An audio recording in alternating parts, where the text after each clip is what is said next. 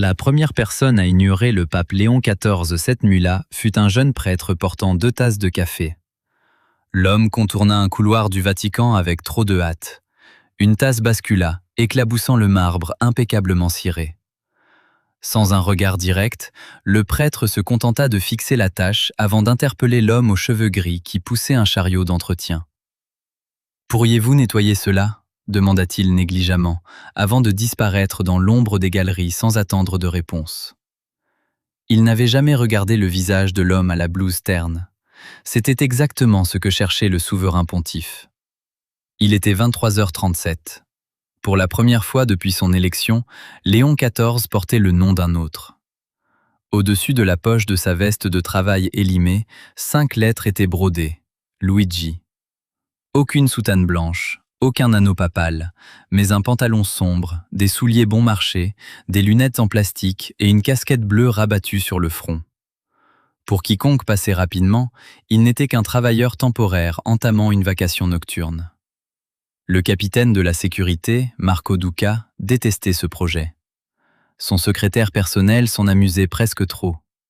Léon lui-même doutait de ce que ce déguisement pouvait lui apprendre, jusqu'à ce qu'il passe ses 20 premières minutes un balai à la main. Sous le regard des puissants, les hommes ne devenaient pas soudainement des monstres, ils devenaient simplement transparents et honnêtes. On lui tendait des gobelets vides sans demander son avis, on laissait des portes battantes lui claquer au visage après le passage d'un cardinal, et on lui reprochait la position d'un panneau de sol glissant placé pourtant sous leurs yeux. À minuit 14, dans un carrefour de couloirs de service, il rencontra le premier homme qui posa réellement les yeux sur lui. C'était un nettoyeur âgé, petit, le cheveu gris foncé sur les tempes, portant un badge au nom de Matteo. L'un des coudes de son uniforme avait été recousu avec un fil qui ne correspondait pas à la teinte du tissu. Avec l'œil aiguisé de 19 années de service silencieux, Matteo repéra immédiatement le débutant. Il lui montra la roue défectueuse qui grinçait, corrigea sa manière de tenir le manche du balai pour lui épargner un mal de dos certain, puis lâcha une phrase qui fit vaciller l'atmosphère. « Pour mon dos, ce travail est dur, » dit Matteo. Mais pour ce qu'on y apprend, c'est bien plus dangereux. Puis, presque trop vite, le vieil homme se reprit en riant. Les agents d'entretien ne savent rien. Avant de se séparer, alors que Léon mentionnait devoir nettoyer le 3e étage, le vétéran lui adressa un avertissement feutré. Après 2 heures du matin, il ne fallait sous aucun prétexte emprunter l'ascenseur et... Ce n'était pas une panne mécanique ordinaire. L'ascenseur continuait de monter, mais il vous emmenait là où vous ne deviez pas aller. À 1h03 du matin, Léon monta dans la cabine et appuya sur le 3. L'appareil dépassa l'étage sans s'ouvrir et s'arrêta au 4e, plongeant dans une semi-obscurité.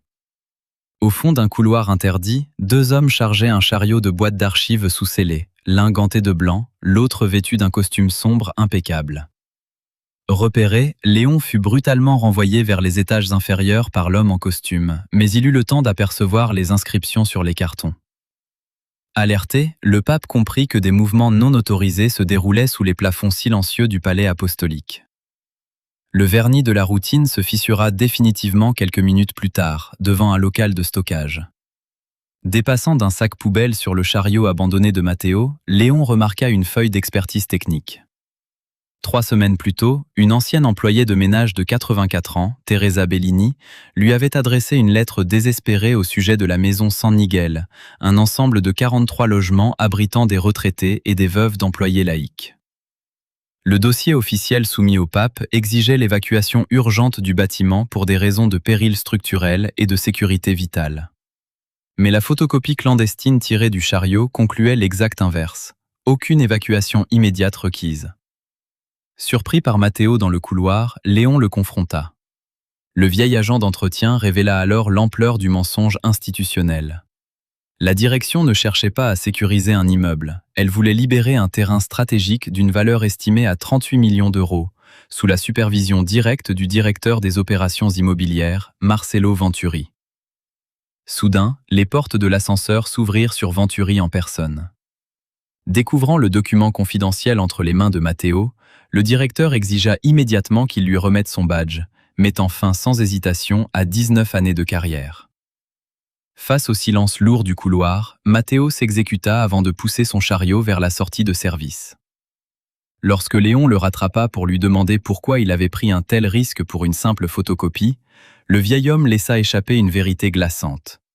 Ce n'était que la première feuille, il en cachait des dizaines d'autres dans son appartement.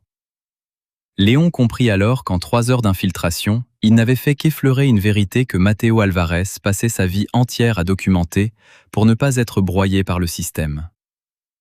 L'appartement de Matteo Alvarez se trouvait à 15 minutes à pied de la Cité du Vatican. Léon l'y avait suivi dans l'obscurité sans y avoir été invité, refusant de laisser s'éteindre le fil ténu de cette rupture. L'endroit sentait le café noir et la cire pour meubles. Sur les murs du petit salon, des photographies de famille montraient une femme aux cheveux noirs disparue 7 ans plus tôt, 2 filles et des petits-enfants. C'est dans ce décor modeste, derrière des boîtes de céréales dans la cuisine et sous un vieux lit, que le vieil agent d'entretien conservait son trésor clandestin. Des dossiers en plastique bleu, des bordereaux de réclamation, des courriels imprimés et une valise usée remplie de documents confidentiels. Ce n'était pas l'archive méthodique d'un lanceur d'alerte professionnel, mais une accumulation brute de 19 années d'incohérence. Au milieu des rapports de chaudière en panne et des notes de service, le dossier de la maison San Miguel révélait la mécanique froide de l'institution. Alors que le rapport officiel brandissait un péril imminent pour justifier l'évacuation, une expertise foncière interne estimait le terrain à 38 millions d'euros en raison de son potentiel de redéveloppement immobilier. Plus troublant encore, une note préparatoire mentionnait l'option d'une vacance totale pour maximiser la valeur de l'actif. En comparant le formulaire de consentement de Teresa Bellini avec une ancienne lettre de l'octogénaire, Léon découvrit l'imposture. Les signatures ne correspondaient pas. Sur les 43 résidents prétendument relogés avec leur plein accord, plusieurs personnes très âgées n'avaient en réalité jamais consenti à quitter leur foyer, l'une souffrant de démence précoce et une autre étant incapable d'écrire en raison d'une arthrite sévère. Lorsque Léon lui demanda pourquoi il accumulait ces preuves, Matteo ouvrit le fond de la valise sur un dossier plus ancien, le fonds Saint-Joseph. Créé 27 ans plus tôt pour soutenir les employés laïcs retraités, payer des soins médicaux, des funérailles ou le chauffage des veuves, ce fonds caritatif s'alimentait par la vente progressive d'immeubles anciens. Matteo pointa alors un cas survenu 13 ans auparavant, la Casa Marta Vecchia, où un serrurier retraité de 82 ans, Giuseppe Orsini, avait vu son dossier disparaître des archives après avoir contesté son expulsion. Orsini était mort 9 mois plus tard dans une maison de retraite, sans jamais avoir obtenu de réponse. Le paradoxe moral s'imposa à Léon avec une violence sourde. En vendant un vieil immeuble, l'administration sacrifiait quelques personnes âgées pour injecter 20 millions d'euros dans un fonds d'aide et soigner des centaines d'autres. Le système n'était pas guidé par une perversité gratuite, mais par une efficacité comptable que personne n'osait remettre en cause. À 7h10 du matin, toujours vêtu de sa veste au nom de Luigi, Léon se rendit directement à la maison San Miguel. L'immeuble aux murs crème et au balcon fleuri ne présentait aucun signe d'effondrement. Reçu par Teresa Bellini dans son appartement impeccable du 3e étage, il constata la lucidité de la vieille femme, qui confirma n'avoir signé qu'un accusé de réception d'informations et non une acceptation de départ. Pourtant, dans le hall, Léon croisa une autre résidente, Lucia Ferraro, assise sur ses valises, heureuse de rejoindre une résidence moderne avec ascenseur. La réalité refusait de se ranger dans une case manichéenne. Certains déménagements étaient salutaires, d'autres étaient des expulsions déguisées. De retour au bureau administratif à 9h20, Léon fut interpellé par Marcelo Venturi. Poussant son interlocuteur dans ses retranchements sur les réelles motivations de l'évacuation, le faux agent d'entretien pointa la contradiction entre les défaillances électriques réelles du bâtiment et l'argument mensonger d'un risque structurel imminent. Figé, le directeur réalisa que l'homme en face de lui ne parlait pas comme un simple nettoyeur. Mais avant qu'il ne puisse percer le mystère, un assistant interrompit l'échange pour annoncer l'arrivée d'un visiteur, le cardinal Lorenzo Ferretti, président de la commission de réforme administrative et homme de confiance du souverain pontife, venait d'entrer dans les lieux. L'apparition du nom du cardinal Lorenzo Ferretti brisa le dernier rempart de certitude derrière lequel Léon XIV s'était abrité. À 10h05, de retour dans les appartements pontificaux, le pape retira la blouse d'agent d'entretien pour reprendre la soutane blanche. Lorsqu'il exigea que son secrétaire personnel, le père Daniel, lui apporte tous les documents relatifs à San Miguel annotés par Ferretti, la stupeur envahit le bureau.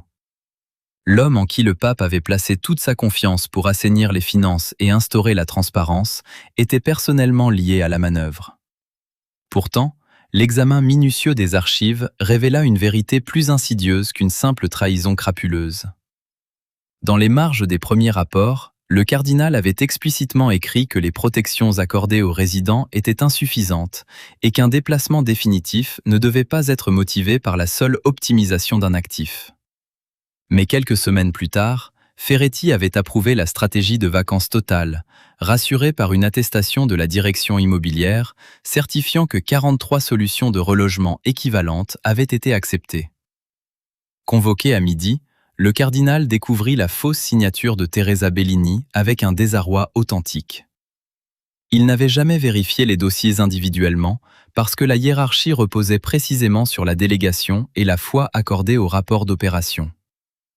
L'ampleur du piège systémique s'étendait bien au-delà d'un projet immobilier unique. Le projet Piazza San Miguel prévoyait des logements mixtes, des commerces et des espaces publics capables de générer 40 millions d'euros nets au profit du fonds Saint-Joseph. En examinant les projections financières, Léon découvrit le moteur secret de cette pression. Confronté à l'allongement de l'espérance de vie et à l'explosion des coûts médicaux des anciens employés, le fonds affichait un déficit prévisionnel de 70 millions d'euros sur 15 ans. 4 autres immeubles abritant des personnes vulnérables étaient déjà inscrits sur un calendrier de cession accéléré pour combler ce gouffre. L'inébranlabilité de Léon se heurta ensuite au silence obstiné de Matteo Alvarez. Se rendant en soutane blanche au domicile du vieil homme, le pontife découvrit l'ultime secret enfoui sous la pile de documents. Parmi les immeubles ciblés figurait la Casa Esperanza, où vivait Isabelle, la fille de Matteo atteinte de sclérose en plaques. Mais le combat de l'agent d'entretien n'était pas seulement guidé par l'instinct paternel. 13 ans plus tôt, Matteo avait lui-même exécuté l'ordre de changer les serrures de la Casa Marta Vecchia, alors que le vieux serrurier Giuseppe Orsini revenait de l'hôpital, le condamnant à attendre 2 heures sur les marches avant d'être expédié vers un hospice. Matteo n'avait pas commencé à copier des dossiers par héroïsme abstrait, mais pour expier sa propre complicité d'exécutant. Confronté à ces révélations lors d'une commission d'enquête interne, Marcello Venturi rejeta d'abord toute faute avant que la chaîne des responsabilités ne soit mise à nu. Le directeur n'avait pas ordonné de fausses signatures, mais son adjoint, Paolo Greco, pressé par des délais administratifs impérieux et la nécessité d'afficher un taux de complétion parfait pour débloquer les financements, avait validé des formulaires avec des signatures numériques sans consentement réel. Le sommet de la tension institutionnelle fut atteint lors de l'ouverture des cartons saisis au 4e étage. En analysant la grille d'évaluation des biens, Léon et Matteo découvrirent une variable méthodologique nommée « risque de résistance des résidents », approuvée par Ferretti lui-même. Le modèle mathématique augmentait la note de rentabilité des immeubles habités par des veuves très âgées et isolées, sous le prétexte statistique qu'elles avaient une probabilité juridique quasi nulle d'engager des poursuites judiciaires. Devant cette violence bureaucratique rationalisée, où la fragilité humaine était convertie en opportunité financière par un algorithme, le cardinal Ferretti présenta sa démission dans un silence accablant. Au lieu de céder à la tentation d'une purge spectaculaire qui n'aurait fait que désigner des coupables commodes, Léon XIV réunit dans une même pièce ceux que la bureaucratie avait pris soin de maintenir séparés. Autour de la table prirent place Marcello Venturi, le cardinal Lorenzo Ferretti, Matteo Alvarez, Teresa Bellini, Lucia Ferraro, Isabelle Alvarez et Domenico, un ancien garde de 78 ans relié à une bonbonne d'oxygène dont les traitements vitaux dépendaient directement des subventions du fonds Saint-Joseph. L'atmosphère de la salle devint pesante dès les premiers mots.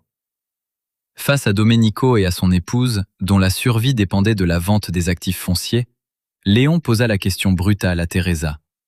Fallait-il préserver San Miguel au coût de 9 millions d'euros de rénovation, même si cet argent manquait ensuite pour payer les soins d'anciens gardes? Teresa, troublée, dénonça l'injustice d'un tel dilemme. Lorsqu'Isabelle suggéra de vendre un autre immeuble, Venturi répondit avec une froideur lucide que partout ailleurs vivaient également des êtres humains. Le véritable géant apparut alors dans toute sa complexité. Il ne s'agissait pas d'une conspiration perverse menée par des monstres, mais d'une mécanique d'obligation croisée où chaque décision rationnelle finissait par écraser les plus faibles. Refusant l'impasse consistant à tout préserver ou tout vendre, Léon imposa une troisième voie, élaborée avec des architectes, des gestionnaires et les habitants eux-mêmes. La parcelle de San Miguel fit l'objet d'un redéveloppement partiel. Le bâtiment historique sur rue fut conservé et rénové, tandis qu'une aile arrière sans valeur patrimoniale fut remplacée par un bâtiment moderne et accessible, générant 23 millions d'euros, tout en garantissant des baux protégés à vie pour les résidents historiques. Les masques institutionnels tombèrent définitivement lors de la confrontation entre le directeur et l'ancien nettoyeur, que Léon intégra officiellement au comité de révision des résidents.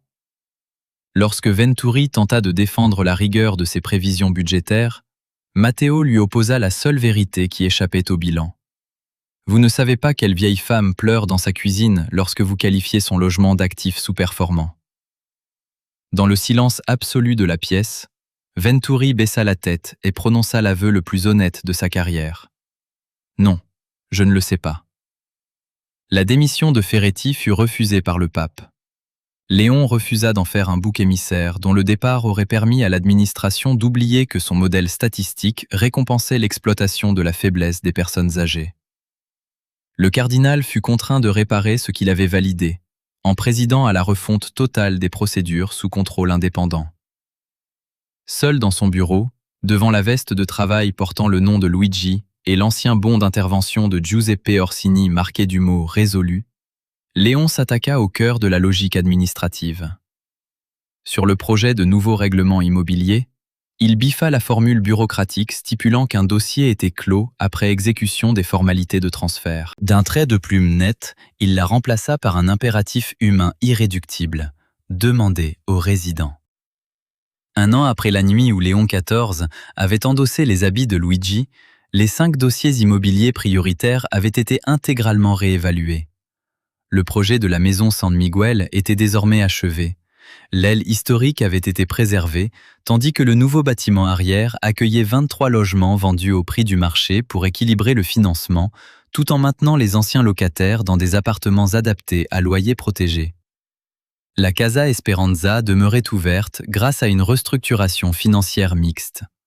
Un autre immeuble avait été cédé après l'accord libre et volontaire de chacun de ses occupants pour un lieu mieux adapté, tandis qu'une autre vente avait été purement annulée dès lors que les coûts réels d'accompagnement humain avaient été intégrés au calcul. Le 5e dossier restait en suspens, rappelant qu'il n'existait pas de système parfait sans friction ni compromis. Au cœur même de l'administration vaticane, la colonne mathématique intitulée « Risque de résistance des résidents » avait été définitivement rayée des grilles d'évaluation. Elle avait été remplacée par la notion de charge de déplacement du résident, substituant à la probabilité juridique d'un procès la mesure concrète du préjudice porté à une vie humaine. Pour Matteo Alvarez, la rédemption avait d'abord pris la forme d'une rencontre silencieuse dans un café près de Florence avec Anna, la fille du vieux serrurier Giuseppe Orsini. Dans l'aveu partagé de cette journée où les serrures avaient été changées 13 ans plus tôt, Matteo avait enfin pu déposer le poids de sa culpabilité d'exécutant. Désormais membre officiel du comité d'examen des résidences, il continuait de siéger face au directeur, armé de son bon sens et de sa vigilance obstinée. À San Miguel, Teresa Bellini avait réintégré son logement rénové, son évier désormais installé du bon côté, recevant Léon et Matteo autour d'un café fumant. Les 43 lignes d'un tableur s'étaient de nouveau incarnées en 43 visages, 43 trajectoires distinctes et respectées. Exactement un an après son infiltration, à 23h37, Léon XIV parcourut de nouveau les couloirs de service, cette fois revêtu de sa soutane blanche. En croisant un jeune employé qui nettoyait le sol avec un chariot à la roue grinçante, le pape monta au 4e étage avec Matteo. Devant les étagères d'archives désormais en ordre, l'ancien agent d'entretien résuma d'une phrase l'essence même de ce qu'ils avaient combattu. Le scandale n'était pas une cabale de monstres, mais le fait que chacun avait une raison parfaitement défendable d'agir ainsi. Venturi avait ses bâtiments, Ferretti ses retraites, Greco ses délais, et la coordinatrice son logiciel. Chacun s'était abrité derrière la logique de sa fonction, jusqu'à ce que la somme de ces petits renoncements crée une machine aveugle, prête à effacer les plus vulnérables. 3 jours plus tard, Matteo envoya une simple requête technique au bureau du pape, signalant qu'une roue de chariot d'entretien grinçait toujours au 3e étage après 8 mois d'attente.